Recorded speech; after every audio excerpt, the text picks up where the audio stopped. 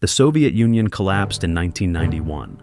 More than 3 decades have passed. There is no longer an ideological confrontation. There is no Berlin Wall. There is no Cold War on paper. But in American politics, Russia remains the #1 enemy. Why? Why does an enemy that died in 1991 continue to live on so powerfully in American hostility?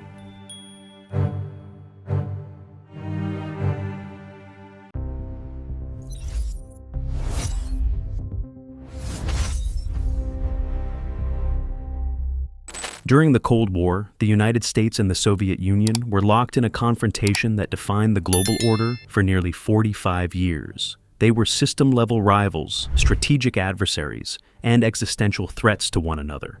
Each side prepared relentlessly for war, built nuclear arsenals that peaked at tens of thousands of warheads, and framed the conflict as a struggle over which model of society would prevail. And yet, despite that intensity, there was a crucial boundary that neither side was meant to cross.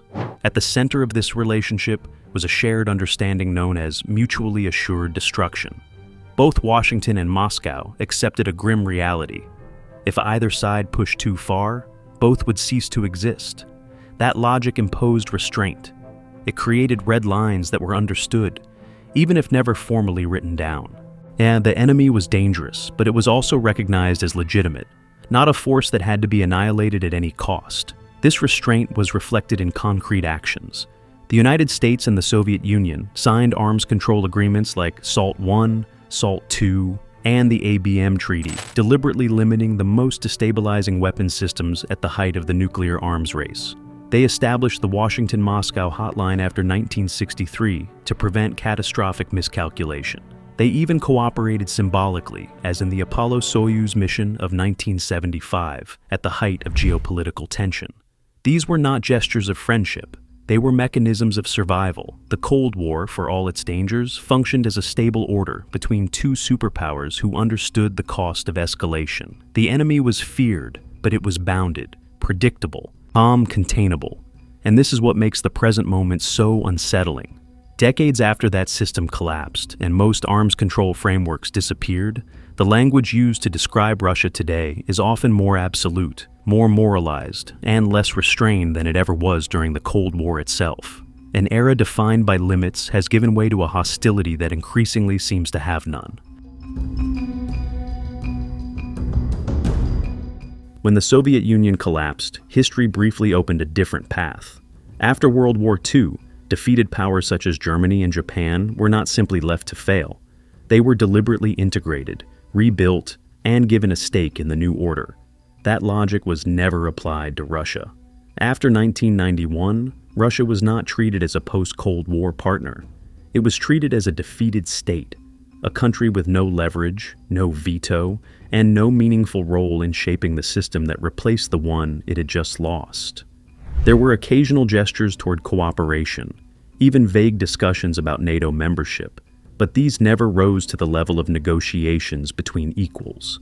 They remained symbolic, conditional, and reversible.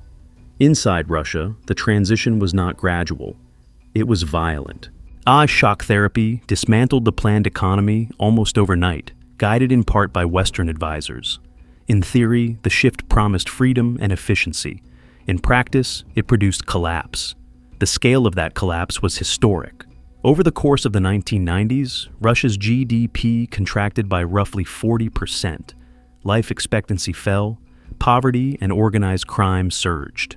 The Russian military, once one half of a global superpower, lost funding, cohesion, and basic operational readiness. Political sovereignty eroded as well.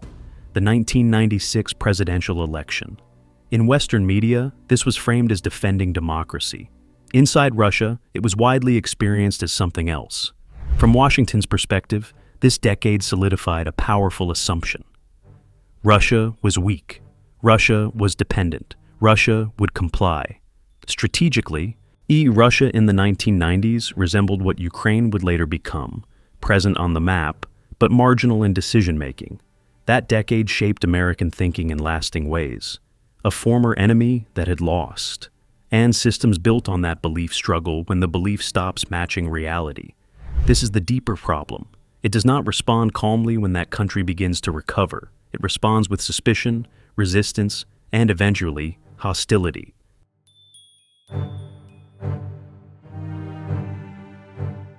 Russia is not a country built on the psychology of defeat. For centuries, it has existed as a centralized state, a continental power, and a decisive actor in European affairs. That historical self-perception matters. Nations with that kind of legacy do not internalize long-term subordination easily, especially not under external supervision. By the late 1990s, the post-Soviet experiment of submission had collapsed from within. Boris Yeltsin had lost legitimacy. Approval ratings fell into single digits, and the state itself appeared close to dysfunction. Within Russia's political elite, a consensus began to form. This trajectory could not continue. The country needed order, coherence, and restored sovereignty. Not confrontation, but recovery. This is where Vladimir Putin enters the picture. Contrary to later portrayals, Putin did not begin his presidency in 2000 as an anti-American leader. In his early years, he actively sought cooperation with the West, supported the United States after September 11th, and even discussed closer institutional ties. What he rejected was not engagement itself, but engagement on unequal terms. That distinction became the point of collision. Russia was willing to cooperate, but only as a state with agency, not as a defeated power expected to follow instructions. The United States, however, had grown accustomed throughout the 1990s to a Russia that was weak, dependent, and strategically marginal. Equality was never part of the post-Cold War design. This is where the relationship fractured.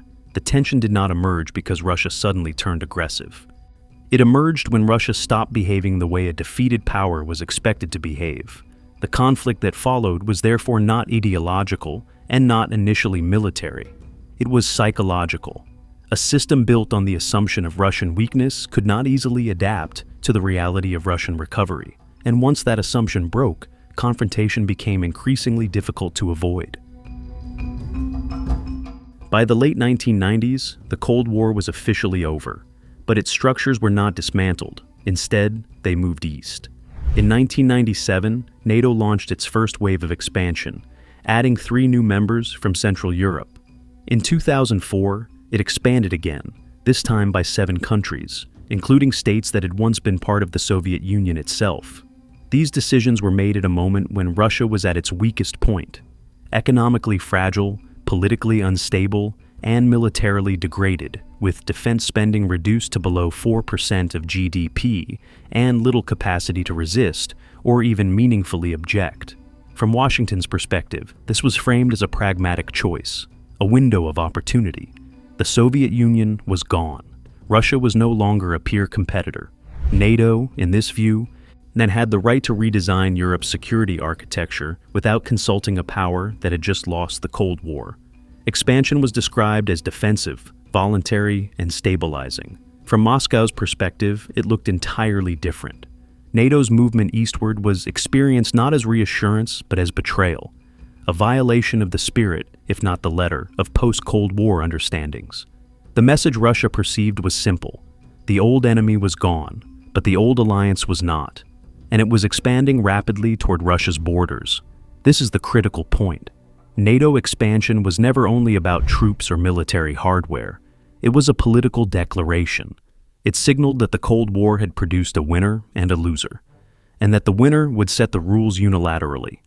There would be no shared European security system. There's no equal seat at the table, and no mechanism for joint decision-making. For Russia, this shattered a lingering illusion that the end of ideological confrontation would lead to a genuinely common security space with the West.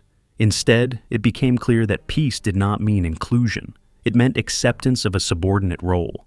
From this moment on, Russian policy began to shift, not suddenly and not recklessly, but decisively.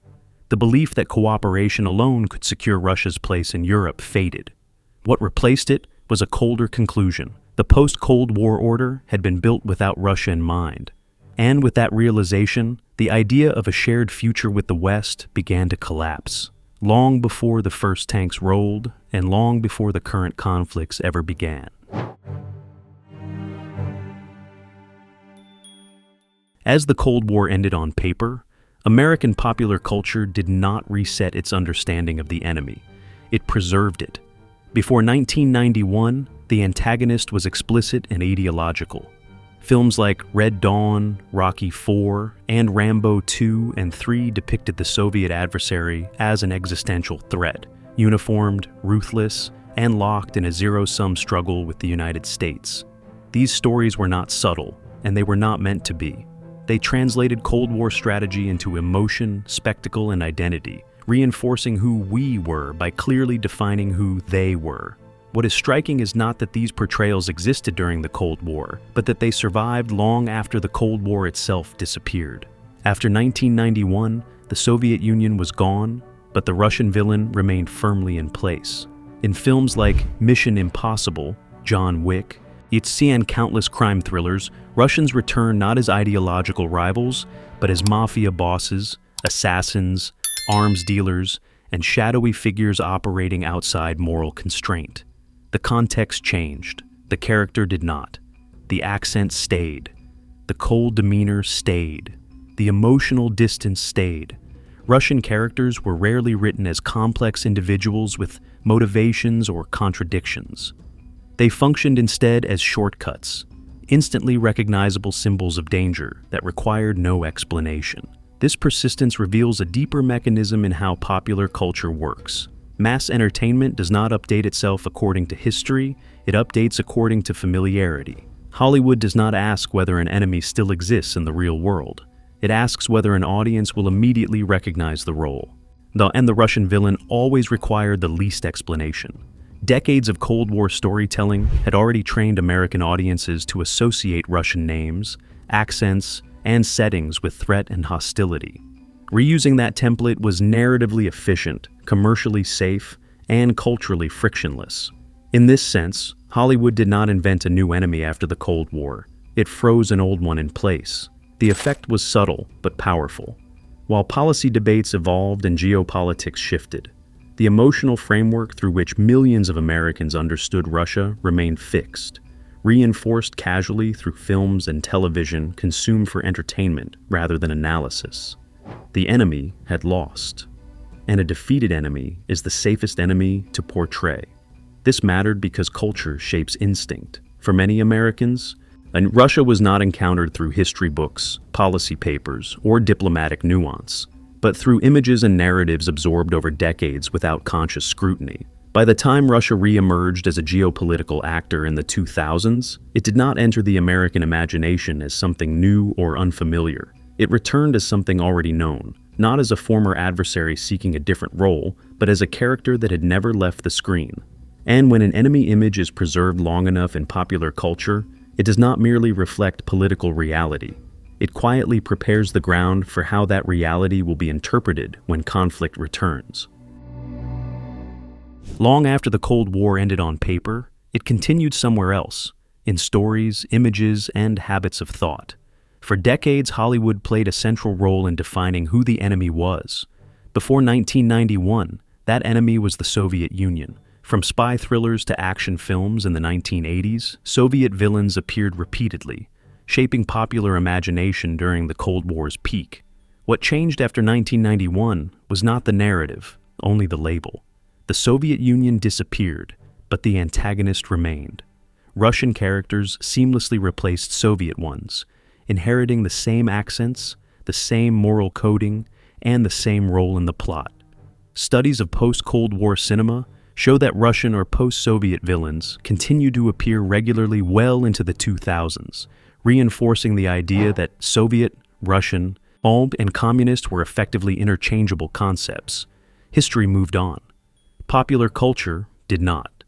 This repetition mattered. Film, television, and later digital media did not simply reflect political tensions. They froze them in place. While geopolitics shifted, the cultural shorthand stayed constant. Russia became the convenient villain, familiar, recognizable, and emotionally efficient. No explanation required. That logic extended beyond entertainment. In education and mainstream media, Cold War narratives were rarely updated. They were simplified and inherited. Public opinion surveys in the United States decades after 1991 showed that large portions of Americans continued to associate Russia with communism, despite the Soviet system having collapsed. As a result, all three generations of Americans grew up with essentially the same mental model of Russia, even as the country itself changed. The imbalance this created is striking. Russian society, for better or worse, remained deeply exposed to American culture. Hollywood films, American music, brands, and language dominated Russian media markets throughout the 1990s and 2000s. The United States was familiar. The reverse was not true. Russian films, history, and everyday life remained almost invisible in American culture. One side knew the other knew an image. This asymmetry is not accidental. Cultural narratives shape intuition, and intuition often replaces analysis. When political leaders describe Russia as a threat, the message lands easily because it fits a story that has been rehearsed for decades. That is the deeper function of culture and geopolitics. When politics needs an enemy, popular culture makes sure that enemy never truly disappears, preserving the image, passing it on, and keeping it ready, waiting to be activated the moment fear becomes politically useful again. Russia is not obsessed with the United States, but the United States remains obsessed with a version of Russia frozen in the Cold War. The Soviet Union collapsed, the ideology died, the system disappeared. Yet in American power politics, the enemy never did. This isn't really about today's Russia. It's about an old reflex, a system built on rivalry that never learned how to function without one. The Cold War ended in history books, but it never ended in institutions, strategies, or elite thinking. So, the problem isn't that Russia suddenly became more dangerous. The problem is more uncomfortable than that. Russia refused to stay weak, and that single fact, more than ideology, more than propaganda, is what continues to drive confrontation. If you think understanding that matters, hit like and subscribe and share. Thus, because the fastest way to repeat history is to never question the stories we inherited.